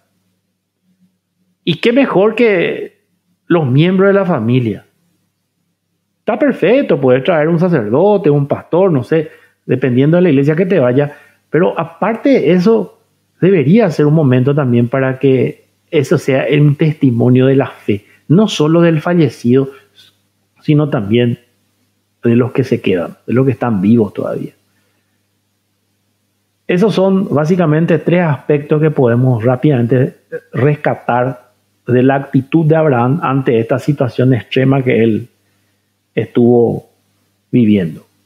Entonces Abraham, conocido como el padre de los creyentes, fue un hombre que tuvo fe en las promesas de Dios, como vimos. No vivió para ver el cumplimiento de la mayoría de ellas. Nunca jamás él vio a su descendencia llegar a ser una nación poderosa o que tomara posesión de la tierra prometida. Pero no obstante, este capítulo pone énfasis en que Abraham creyó en las promesas de Dios, aun cuando no fue testigo de su cumplimiento. Y aunque Abraham pudo haber regresado a Aram con sus parientes y encontrar una sepultura familiar para Sara, sus acciones declaran lo siguiente: Harán ya no es mi hogar. El futuro de mi familia está en Canaán, porque así lo ha dicho Dios. Aquí es donde el gran plan de Dios se cumplirá y aquí es donde yo estoy decidido a permanecer. Eso él dijo con ese hecho, con ese acto, inclusive de pagar algo caído con un precio caído de los pelos. En la misma forma, nuestra confianza en la promesa de Dios nos ha dado Jesucristo, transformará los detalles comunes y rutinarios en oportunidades también para poder testificar de nuestra fe y toda esa presencia de Dios que hay en nosotros. Entonces, vamos a ver ahora un pequeño material para que ustedes puedan ver cuál es la realidad hoy en día de esta zona del mundo tan especial, no solo para el pueblo judío, también para nosotros los cristianos que heredamos esto, ¿verdad?, a través del Nuevo Testamento y nuestro Señor Jesucristo. Y también van a ver los de la fe islámica también, como para ellos es un lugar sumamente sagrado, ¿verdad? Recuerden que Abraham también está en el Corán, ya estuvimos viendo eso en el programa anterior. Entonces cada vez vamos a ir entendiendo mejor el trasfondo de este conflicto tan difícil para muchos de entender entre árabes y judíos. Veamos entonces este pequeño material. Libros sagrados como la Torá, la Biblia y el Corán hablan de personas elegidas que llegaron a la tierra con una misión. Sus historias y sus vivencias fueron transmitidas de generación en generación. Pero, ¿sabemos dónde están enterrados? Tumbas sagradas. La figura de Abraham, en árabe Ibrahim, es central en las tres religiones monoteístas. En el Corán es mencionado como Hanif, lo que significa la absoluta aceptación del monoteísmo. Definido también como el amigo de Dios, fue el encargado de reconstruir la antigua casa de Dios en la ciudad de la Meca y convocó a la peregrinación de la gente. Abraham es conocido también como el patriarca. Nació en Babel, Babilonia, Irak, en una época donde imperaba la corrupción. Su pueblo adoraba el sol y la luna, además de ídolos que construían ellos mismos. Su padre se llamaba Azar y su madre Buna, ambos descendientes de Sem, hijo de Noé. Tuvo la sabiduría y la guía de Dios muy joven. Abraham murió a los 175 años de edad. Fue enterrado en Hebrón, Al-Jalil, Palestina, en lo que se conoce como Tumba de los Patriarcas, Al-Haram Al-Ibrahimi o Mezquita de Abraham. Los restos del profeta fueron depositados junto a los de su esposa Sara. La UNESCO ha declarado el casco viejo de Hebrón Patrimonio Mundial de Palestina. Por 12 votos a favor, 3 en contra y 6 abstenciones, el Comité Especial de la Agencia de Educación, Ciencia y Cultura de la ONU ha decidido incluirlo en la lista de sitios en peligro que tienen un valor universal excepcional. La decisión no ha gustado nada a Israel, que la ha calificado de vergonzosa, ya que Hebrón es, tras Jerusalén, la segunda ciudad santa para los judíos. Sin embargo, las autoridades locales no esconden su satisfacción. La verdad es que es una ciudad antigua, cananea, en la que vivían varios pueblos y en ella prevalecían varias religiones. Era una ciudad árabe islámica que también albergaba una minoría judía y otra cristiana. Fue históricamente un ejemplo de coexistencia religiosa. La mezquita de Ibrahim, la tumba del patriarca para los judíos, está en el epicentro de la disputa entre judíos y palestinos en esta ciudad de la Cisjordania ocupada. Aunque supone un revés para la diplomacia israelí, a nivel práctico la resolución de la UNESCO no cambiará mucho las cosas sobre el terreno. עוד החלטה הזויה של אונסקו. הפעם הם קבעו שמערת המכפלה בחברון זה אתר פלסטיני, משמע לא יהודי, ושזה אתר בסכנה. לא אתר יהודי. מי קבעו שם? אברהם, יצחק, יעקב, שרה, רבקה, לאה, האבות והאימהות שלנו. ואתר בסכנה? הרי רק במקומות שישראל נמצאת, כמו חברון, מובטח חופש דת לכולם. במזרח התיכון מפוצצים את המסגדים, הכנסיות, בתי הכנסת, בכל שאר המקומות, במקומות שישראל לא נמצאת. אז אנחנו נמשיך לשמור על מערת המכפלה, על חופש דת לכולם, ונמשיך לשמור גם על האמת.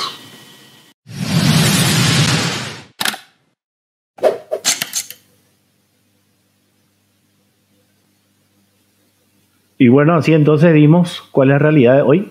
En el año 2017, la UNESCO desconoce absolutamente todo lo que puedan reclamar los judíos, demostrar con los libros sagrados, porque para ellos eso no tiene absolutamente ningún asidero real, para ellos es fábula. Y sabemos que la mayoría de todos los que están en estas organizaciones internacionales son totalmente anti-Biblia, anti-Dios, anti-Cristo en todos los aspectos, ¿verdad? Entonces, y anti-Israel también, por supuesto, ¿verdad? Entonces ellos ya declararon patrimonio de la humanidad y con eso, digamos, le quitan esa posibilidad a Israel que ellos puedan realmente poseer como quieren de todo ese sitio, ¿verdad? Al contrario, tiene el control Palestina, sigue teniendo, ¿verdad? Y bueno, también está profetizado eso, así es que ya vamos a llegar a la instancia bíblica en donde vamos a conocer un poco los desenlaces según Dios, no según la UNESCO ni según nadie, ¿verdad? Pero bueno, es para que ustedes conozcan de que todo esto que estamos estudiando y relatando, vieron cómo es tan actual y cómo todo es absolutamente así, tal cual como lo estamos viendo. Siguiendo un poquitito entonces ya para ir cerrando con nuestra reflexión, digamos, del día de la fecha de este programa, me gustaría señalar de que hay, y centrarme un poquitito en esa pregunta que se lanzó hoy antes de arrancar el programa, que decía, si Jesús pagó el precio por nuestros pecados, ¿por qué todavía sufrimos las consecuencias de nuestros pecados? Y también había otra pregunta que decía, ¿cómo reaccionas ante la muerte? ¿Y cuál es el sentido del sufrimiento según vos? Me encantaría leer tus respuestas si es que puedes ensayar alguna. Repito, si Jesús pagó el precio por nuestros pecados, que sabemos todos, ¿por qué es que todavía sufrimos las consecuencias de nuestros pecados, ¿verdad? Y también, ¿cómo reaccionás ante la muerte? ¿Cuál es el sentido a tu criterio del sufrimiento? ¿Por qué es lo que hay que sufrir, ¿verdad? Y podríamos básicamente ensayar de que si Jesús pagó el precio, ¿verdad?, por nuestros pecados, y por qué todavía sufrimos las consecuencias de ellos, podríamos decir que la Biblia básicamente nos presenta las buenas nuevas, que vienen a ser las buenas noticias. Las noticias excelentes de que un Mesías llamado Jesucristo pagó el precio por nuestros pecados. Eso sabemos de punta a punta y puedes corroborarlo en Efesios 1:7, por ejemplo. Sin embargo, en muchas formas, es cierto, todavía sufrimos las consecuencias de nuestros pecados. Por ejemplo, un traficante de droga puede ir preso, en la cárcel conoce a Dios, se convierte, es cristiano, nace de nuevo, pero eso no significa que al día siguiente va a ser puesto en libertad. No, él va a seguir experimentando las consecuencias de sus pecados pasados, ¿verdad?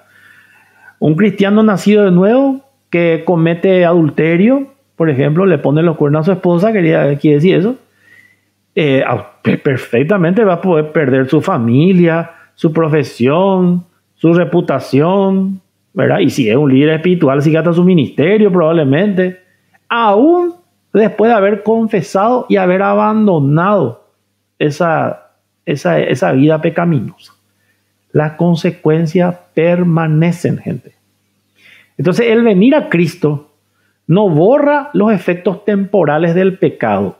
Por el contrario, lo que hace es que nuestra salvación, nuestro nuevo nacimiento, la buena noticia consiste en que la salvación que nos regaló Jesucristo garantiza que no vamos a enfrentarnos a las consecuencias eternas del pecado. Eso es lo que estamos hablando, Ina, no del pecado, de las consecuencias acá terrenales, sino de las consecuencias espirituales, las eternas, las que realmente son complicadas y no tiene forma de solucionarse salvo que vos nazcas de nuevo en Cristo Jesús.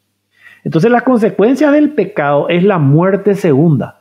Es decir, cuando tu espíritu, vos morís físicamente y está muerto también en su delito de pecado. O sea, no renació en el tiempo que estaba aquí en esta tierra.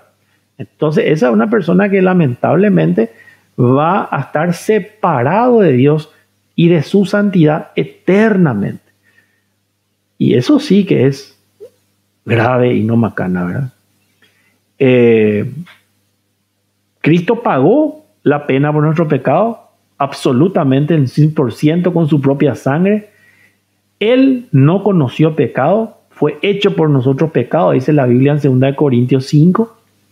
Y sobre la base del sacrificio perfecto de Cristo, todos los que creemos ya no estamos bajo condenación, según Romanos 8:1. Ahora, es importante entender también que cuando un creyente en Cristo experimenta las consecuencias por el pecado, vuelvo a repetir, no es porque Dios le está condenando, ¿verdad? No es una retribución a su pecado, no es porque, como siempre nosotros creímos y nos enseñaban de que ya que Dios te va a castigar.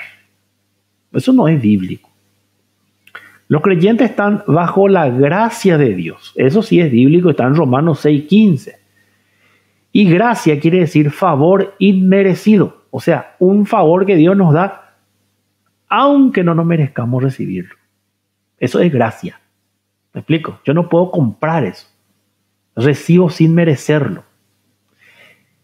Y las consecuencias del pecado que todavía experimentamos los creyentes, podríamos básicamente clasificarlo en una de estas maneras que voy a mencionar. Podría deberse, por ejemplo, a consecuencias universales. O sea, que esto sería que algunas de las consecuencias del pecado se experimentan permanentemente por nosotros los seres humanos aquí en la tierra, porque todos, así como también los nacidos no somos hijos de Dios, todos los seres humanos somos hijos de Adán, o sea, venimos de Adán, y por ende tenemos todavía esas malezas creciendo en nuestros jardines de Edén, del pecado, porque todos somos una raza caída, tenemos todavía el gen que nos viene de Adán, y mientras estemos en este cuerpo físico, así va a seguir siendo, ¿verdad? Por eso todos enfrentamos desastres naturales, por eso todos nos enfermamos, por eso envejecemos, ese proceso de descomposición del cuerpo que después de los 40 cada vez más notorio, ¿verdad?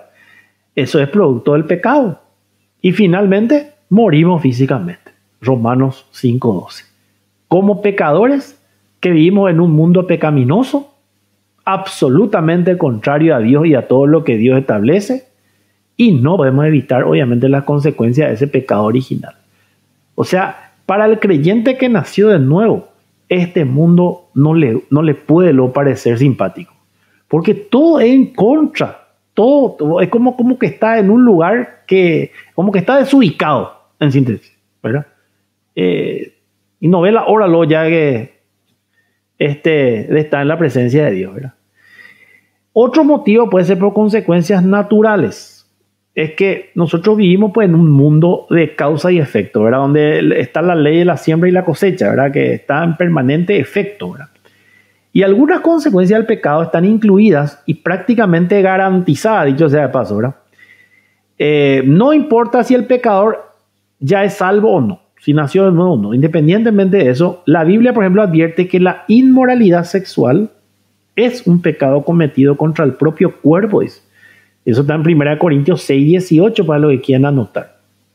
O sea, cuando yo cometo una inmoralidad sexual, estoy pecando contra mi propio cuerpo. Y también en Proverbios 6:27 dice, por ejemplo, tomará el hombre fuego en su seno sin que sus vestidos ardan. O sea, vos vas a agarrar carbón encendido y poner por tu ropa y no se va a quemar, diciendo más o menos hablando mal y pronto, era medio ridículo de pensar eso, ¿verdad? Si vos robás algo, vos ya tenés que esperar nomás ya que te van a atrapar, ¿verdad? y enfrentar las consecuencias. De hecho, el que roba ya es consciente luego de que eso es una posibilidad ¿verdad? Entonces, a eso es lo que se refiere con el tema de la siembra y la cosecha. Y si te resistís al arresto cuando te atrapan, sí que vas a acumular más consecuencias, ¿verdad? Resistencia a la autoridad. Bueno, otro motivo por el cual sufrimos puede ser debido a las consecuencias de una enseñanza que muy probablemente Dios permite que el pecado o ciertos pecados permanezcan en nuestra vida para enseñarnos la naturaleza atroz del pecado y para recordarnos que dependamos de la gracia de Dios. El pecado es un problema lo suficientemente serio, por lo menos para Dios, porque para que haya enviado a su único hijo a morir por el mundo, por el pecado del mundo, es porque es realmente serio. Nosotros nomás lo que tomamos a la ligera. Ante las consecuencias del pecado, nos humillamos, buscamos el reino de la justicia de Dios. Eso está en Mateo 6:33, que es lo que Jesús nos dijo. Y recuerdan el caso de Ananí y Zafira, por ejemplo, que fueron disciplinados por sus pecados. Y eso fue una lección para la iglesia, obviamente, de la primera iglesia. Eso está en Hechos 5, por si quieran conocer esa historia.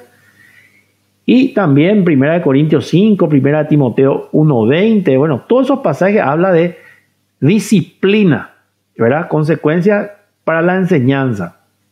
Después viene también la consecuencia disciplinaria, ¿verdad? Que son algunas consecuencias del pecado que son resultado de que Dios trata a sus hijos. Esto ya el que nació de nuevo, como un padre le tiene que tratar a sus hijos. Los padres tienen que disciplinar a su hijo. Yo no le tengo por qué disciplinar al hijo del vecino, pero sí a mi hijo. Me explico, el hijo del vecino que se cargue a su papá o su mamá, ¿verdad?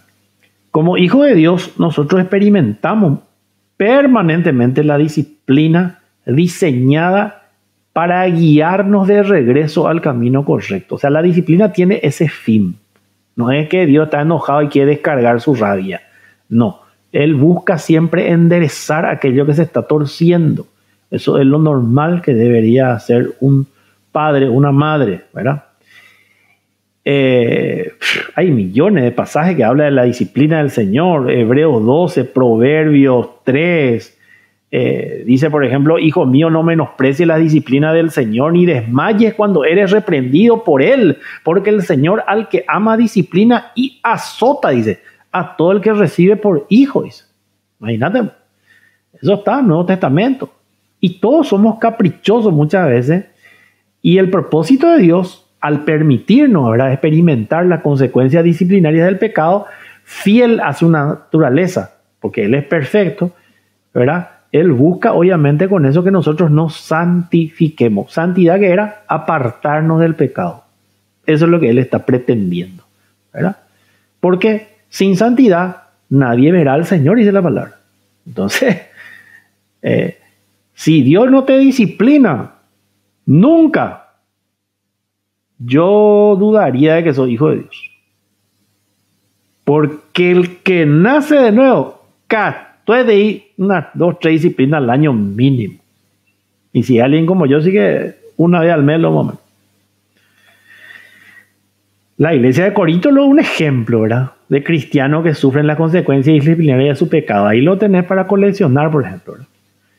Ellos participaban de la mesa, la Santa Cena o la comunión, ¿verdad?, de manera indigna, por ejemplo. Eso le molestó a Dios. Por eso se tuvo que poner orden, se tuvo que enseñar cómo hacer.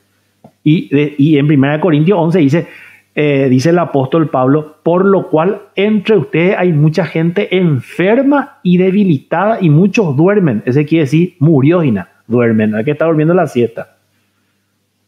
Es la consecuencia de tomar indignamente la cena del Señor o la comunión, como se llama en la Iglesia Católica. Es el momento más sagrado que hay en una liturgia, en un culto a Dios. Porque para eso supuestamente nos vamos. Bueno, después tenemos, ¿para qué vamos a hablar? El campeón David, el rey David, segunda de Samuel 12. Él confiesa el pecado de adulterio y asesinato. Pero aún así, Dios le perdonó, pero las consecuencias igual se cumplieron. David y toda su familia sufrieron las consecuencias de toda la macanada que él se mandó. O sea que vamos a llegar ahora a ver la historia del rey David y vamos a ver todas las cosas impresionantes que vamos a aprender ahí. Entonces, gente, ese es el motivo, eso responde a esa pregunta de que Jesús pagó el precio por nuestros pecados. Al momento que nosotros aceptamos, nos convertimos a Cristo, nacemos de nuevo, zafamos de esa consecuencia eterna, que es el infierno, el lago de fuego que habla Apocalipsis, en donde va a terminar Satanás y todos sus seguidores. Y espero que ninguno acá que esté presente esté incluido en ese equipo, ¿verdad? Y todos los que han nacido de nuevo van a vivir eternamente también, pero en la presencia del Señor. Y acá en la tierra, mientras estamos, y seguimos padeciendo las consecuencias del pecado por el hecho de que nosotros seguimos siendo pecadores. Hay algunas mentiras que la vez pasada estuve viendo un programa súper interesante de unos hermanos de la iglesia en Radio Obedira. Muy interesante.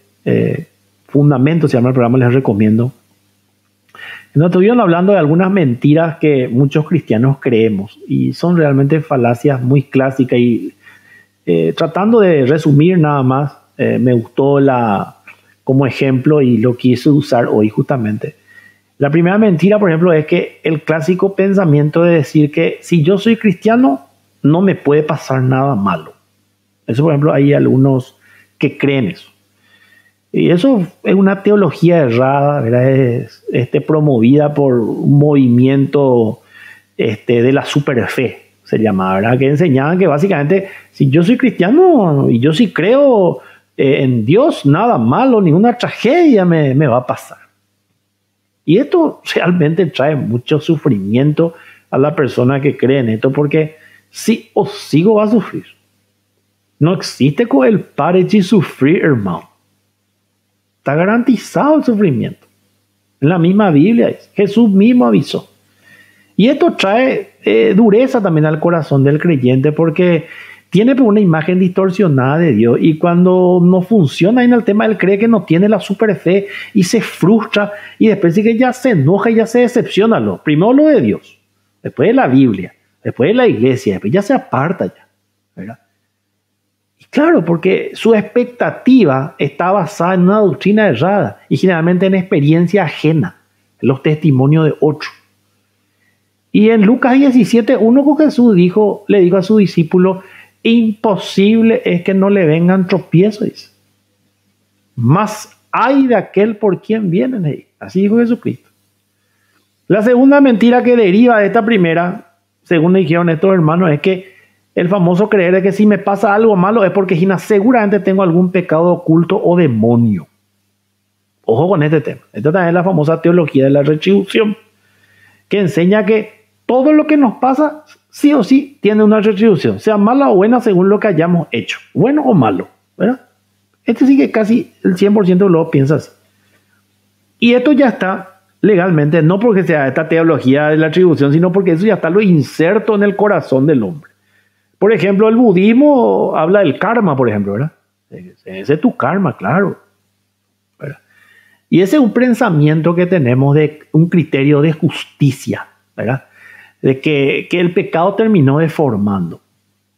En Juan 9, por ejemplo, Jesús enseñó que esto no es así, porque ahí habla de un caso de un ciego de nacimiento. Y le venían a preguntar, che Jesús, pibe por qué nació ciego? ¿Qué pecado tuvo él o sus padres pecaron? Y Jesús le respondió, no, ni ni sus padres no pecaron. Esto es para que la obra de Dios se manifieste en él, le explicó. Entonces ahí con esto ya echamos por tierra ya todo este tema de la retribución. Porque bueno, para que vamos a ir lejos. Y el caso de Job, ese sí que más todavía. Job, por ejemplo, terminó conociéndole a Dios a través del sufrimiento. Job termina todo su ese libro en 42:5 dice que de oídas, antes te había oído, más ahora mi ojo te ven. O sea que para Job le bastó el conocerle a Dios. Para él ese era lo máximo, sobre todas las demás cosas. Y ¿sabe por qué nos pasa muchas veces a los cristianos esto? Porque nosotros demasiado nos aferramos a este mundo, a esta vida. Y es por eso lo que demasiado nos duele de manera extrema. Hay gente que se suicida y eso porque el otro murió. A ese nivel lo llega.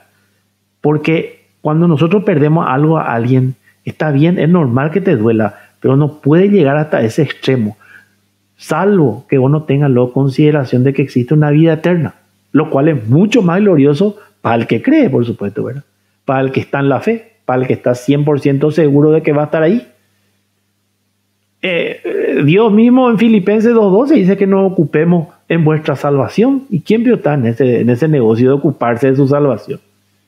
Y en Mateo 6:33 Jesús mismo dijo que busquemos primeramente el reino de Dios y su justicia para que todas las demás cosas sean añadidas. Y muchos ya quitaron de contexto y entienden que eso es, entiéndase, prosperidad, plata, auto, casa, trabajo. No, todo lo que Dios está prometiendo no es para este mundo, es para la vida venidera, para la vida eterna. Y nosotros queremos como justicia inmediata. Y no entendemos lo que es la justicia de Dios ni de casualidad. Ahora, por ejemplo, con esta desgracia que pasó de esta gente que falleció, o bueno, suponemos que falleció ahí en el edificio que se derrumbó en Miami. Impresionante de todo lo que uno lee en las redes sociales. Cristiano diciendo, justicia divina le aplica. No tiene nada que ver con la justicia de Dios eso. La justicia de Dios es total, se aplicó en Jesucristo en la cruz. Ahí se generó literalmente un juicio. Esa es la justicia divina. Lo otro es el Dios que nosotros nos hacemos a nuestra medida, a nuestra imagen caída, a nuestra imagen y semejanza, y creemos que así tiene que ser. No, totalmente no entendió nada o no sabe nada. Y dice que es cristiano. Una amenaza de cáncer. También dice que el Señor necesita santificarle probablemente a esa persona. Yo sé que cuesta, pero entender para una persona que está postrada, pues yo he conocido gente que ha padecido eso y todo el mundo estábamos así a su lado lamentándonos desesperados, y esta persona, ¿sabe qué decía? No, la meta de Dios no es la sanidad, la meta de Dios es salvarnos, le aplicó. Un tobayepete nos metió a todito. ¿Vos te imaginas el paciente diciendo eso? Ese es un hijo de Dios como la gente. Que para nosotros cualquiera diríamos que es recontra justificado que se esté playando y se esté quejando de Dios, ¿verdad? Dios no vino acá en este mundo para que todos tengamos salud 100%. Dios vino acá para salvarnos, para que el día que nosotros partamos de este mundo, ya sea a través del COVID o del cáncer, un accidente, no sé cómo será el método, partamos a su presencia. De eso se trata todo el tema. De eso es el plan de Dios. Desde Edén y todo el tema de la simiente para que venga el Salvador Jesucristo. ¿Salvador de qué? Salvar la humanidad de la muerte eterna, de la separación eterna de Dios a causa del pecado. Él vino para hacernos libres del yugo del pecado. Para eso es todo este tema. Si vos eso entendés, vos ya entendiste todo el plan de Dios. Pero parece fácil, pero créeme que es muy complicado para muchos entender eso. Entonces, también dijo esta hermana que estaba conduciendo el programa, Rebeca Rojas, a quien le mando un saludo, y a su esposo, el pastor Federico Almada, dijo que siempre nosotros buscamos un responsable, un culpable cuando nos pasa algo, ¿verdad? Y siempre, obviamente, el primer culpable es Dios, ¿verdad? Es el clásico. Y hay que entender que el quebrantamiento, el sufrimiento, en el creyente, por lo menos, en el nacido nuevo en serio, el cristiano verdadero, porque hay que aclarar, ¿verdad? Porque hay cristianos falsos, ¿verdad? Ese sufrimiento es fundamental que exista en la vida del creyente verdadero. ¿Por qué? Porque sin sufrimiento el cristiano no puede ser un buen cristiano. De hecho, Jesucristo nos dijo que nosotros nos identifiquemos con Él a través de su sufrimiento. Y nosotros siempre buscamos culpables, responsables. Cuando pasa algo, cuando no entendemos por qué a mí, y esa es parte de nuestra raza caída, de nuestra herencia de Adán, que está ahí, vivita y coleando, ¿verdad?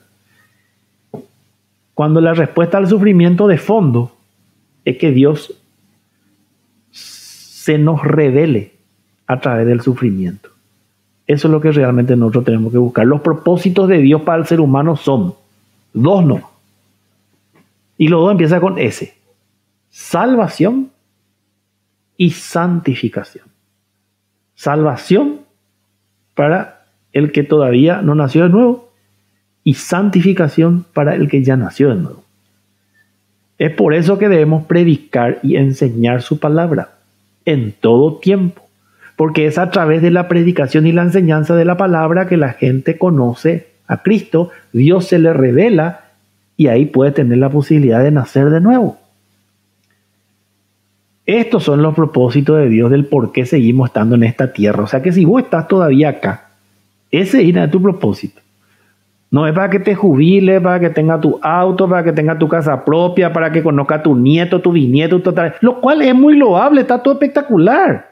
No digo que está mal, pero ese no es un propósito eterno, ¿entendés? Eso es finito, tiene fecha de vencimiento, termina. Y mucho más rápido de lo que vos crees. Porque volando pasan los días. Oseas 2:14 dice lo siguiente: a pesar de todo esto, dice, llevaré a Israel al desierto. ¿Se acuerdan lo que era desierto en la Biblia? Tiempo de crisis, problema. Y allí, dice Dios, en el desierto, con mucho cariño, haré que se vuelvan a enamorar de mí. Porque en esos momentos donde estamos pasando mal, en la ruina económica, en la cárcel, o con una separación conyugal, o no sé, o algo más grosso, una enfermedad, una pérdida de la vida de algún familiar, ahí es donde todito nos volvemos bíblicos. Bueno, ahorita ahora en la época de la pandemia, todo el mundo aquí oración, cadena oración. Estamos todos famosos ahora los predicadores. Muy solicitados estamos. Pero si no había pandemia. La tercera mentira que se desprende de las dos anteriores es que si sufre ahora es porque algo grande viene después. Ese es un clásico también que se piensa que después de este desierto va a venir la tierra donde fluye leche y miel. Que cada sufrimiento y andecó te hace más fuerte. Y eso lo único que hace es creer más en la capacidad de resiliencia de uno y creer que yo soy fuerte y lo puedo todo, que preguntarme realmente qué propósito tiene Dios con este dolor. Esa es la pregunta que se plantea un cristiano maduro. ¿Y qué pasa si no viene ese algo grande después? Y te va a decepcionar otra vez y volvemos otra vez a la mentira número 2. Entonces el sufrimiento actual que vos estés atravesando no es la antesala de algo bueno, necesariamente. Puede ser, puede que no. Pero para este tipo de cristianos que piensan de esa manera, que creen esa mentira, Dios solamente es una especie de amuleto. No es su Señor. Porque ya le dije crean un Dios a su imagen y semejanza, un Dios a medida. No es un Dios bíblico. No viste todo lo que le pasó a Abraham, todo lo que ya vimos que atravesaron Lot, Sodoma, Gomorra, Noé.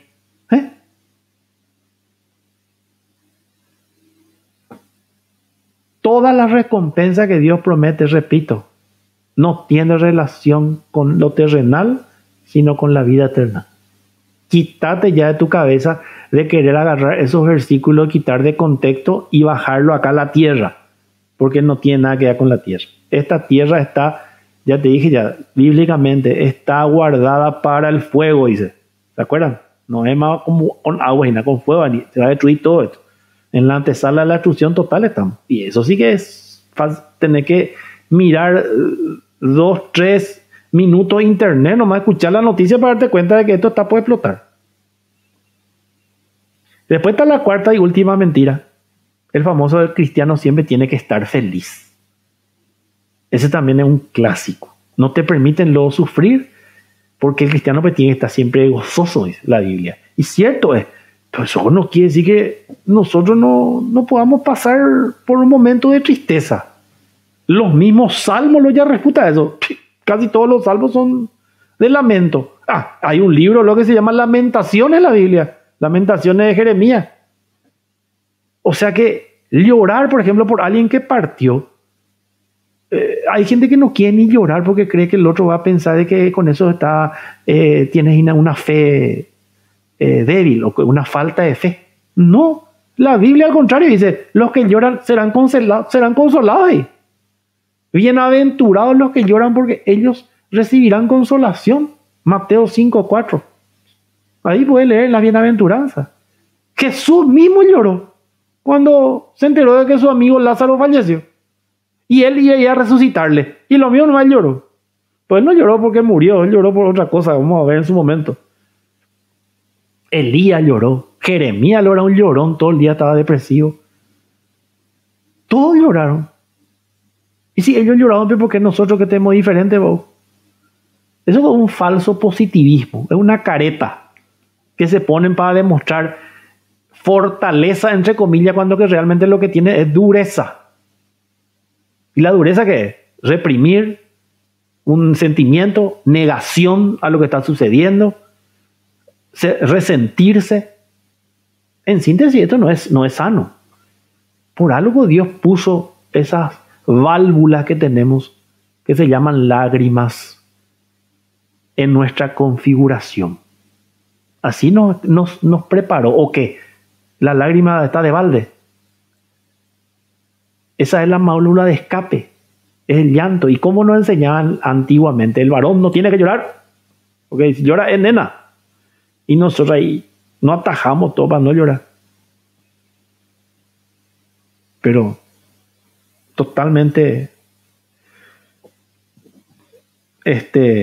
insano eso es. Entonces, para cerrar, me gustaría pedir el último pasaje que está en Romanos capítulo 8, versos 38 y 39, por favor. Bueno, Romanos 8, 38, 39.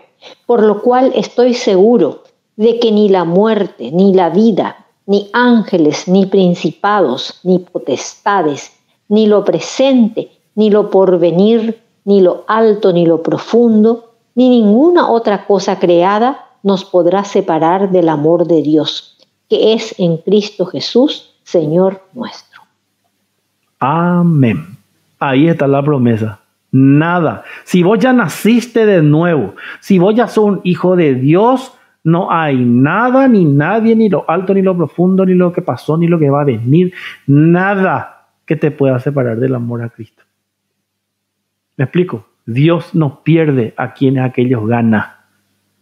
Él no es un padre irresponsable, ni ausente como muchos somos. Él es un padre en serio, 5 estrellas VIP, como tiene que ser. ¿Entendés? Entonces, si Él ya predestinó, ya te salvó, ya dijo que vos vas a estar, por algo vos estás acá conectado, ahora no voy a creer que porque a vos te nació esto, hacerlo. Y si te nació, todo lo bueno que nosotros hacemos proviene de Dios, dice. Y todo lo malo que hacemos proviene de nuestro pecado. Entonces es Dios obrando en tu vida. A veces para vos y después va a ser a través tuyo para otros. Entonces, paso a paso. El objetivo es ese. Así es que con esto damos por concluida la clase del día a la fecha. Les agradezco mucho por haber estado conectados aquí. Espero que haya servido, hayan aprendido algunos nuevos principios que se desprenden de este capítulo 23 que estuvimos analizando el día de hoy. Recuerden siempre, gente, guardar todas las medidas de protocolo de seguridad. Y si vos ya estás entre la edad de 50 años, no olvides, por favor, 50 y más, acércate a vacunarte. No vaya más si está con ese tema de la mentira del chip y que es magnético y te vas a volver toda esa historia. No es el chip del demonio ni el 666, no vaya a meter el tema bíblico acá, denota tu total ignorancia del tema. Así que anda, vacunate, que Dios se vale también de la ciencia, de la inteligencia que pone el ser humano para que pueda traer sanidad a su pueblo. Así que si estás ya en la lista, ya te inscribiste, si no te inscribiste, no sé qué estás esperando, anda por favor y vacunate, porque te cuidas vos y le cuidas también a todos. Así es que simplemente hacelo, no pasa nada. Un solo caso no hubo hasta ahora de todo lo que ya se vacunaron en Paraguay. Así que sumamente garantizado y ya también demostrado en el mundo de que es efectivo. Así es que es la única manera de poder empezar a salir de esta situación. Muchas gracias entonces a todos los que estuvieron acá prendidos, atentos y comentando y contando sus experiencias. Y como siempre digo, si Dios no dice lo contrario, entonces vamos a estar aquí en este mismo lugar, en este mismo canal, el próximo miércoles, obviamente, en el mismo horario, entre la espada y la pared. Muchísimas gracias, Dios les bendiga, que descansen.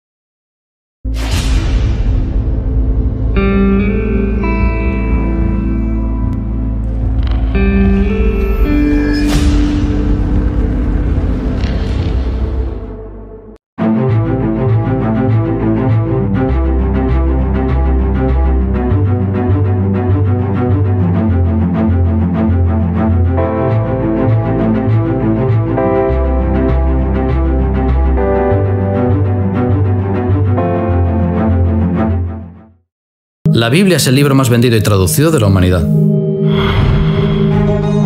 Durante siglos ha inspirado fe y esperanza, cambiando así el rumbo de la historia. No siempre bien usada ni bien comprendida, ha resistido ataques e intentos de destrucción desde su origen. Afirma ser un mensaje de Dios que contiene la historia de la salvación de nuestro mundo. Pero, ¿es eso cierto? ¿Cómo saber si es lo que dice ser? ¿Puedo confiar en ella? ¿De verdad proviene de Dios?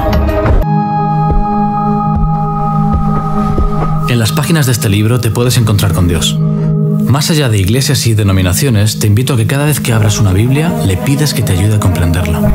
Te aseguro que te llenará de un sentido y esperanza que querrás compartir con los demás.